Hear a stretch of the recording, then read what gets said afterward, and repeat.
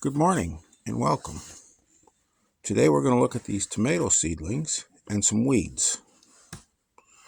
I think if we're making our own potting mix, sometimes we'll get weed seeds in, like this little grass here we pulled.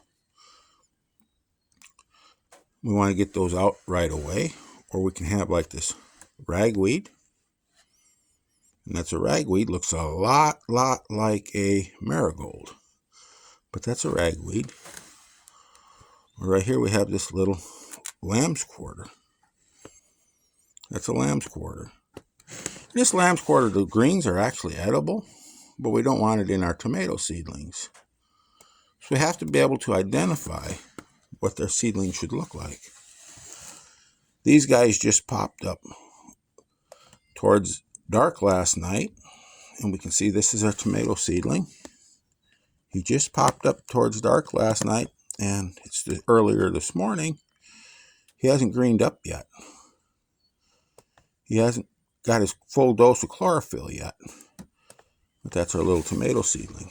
Here's another one. It's a little bit not as far along. We see he still has a bent neck there. And there's another one down by the bottom.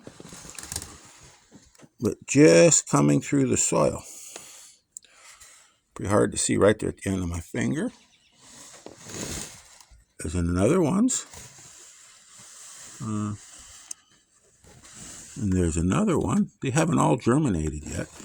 They will come at different times. Not quite all the same day, but pretty close. There's another one. But there we have our 9 pots that we planted tomatoes in. And we can see there's 3 here, 2, and 1. We have 6 tomato plants. 6 pots have germinated. And we can let these guys go just a little while, and we can take that one out and move it to another pot. We can maybe do the same here and here. So we may have, we have more plants than we have pots, because we'll plant 2-3 seeds in each cell. And we can remove the surplus. We'll have to thin these. We'll either cut them off, or we can take a little stick and lift that carefully and gently, replant that when that plant are a little bit bigger and a little more sturdy. So we'll wait till I get a couple of true leaves, and then we'll be transplanting these. Some of these over, so we can get our tomato plants.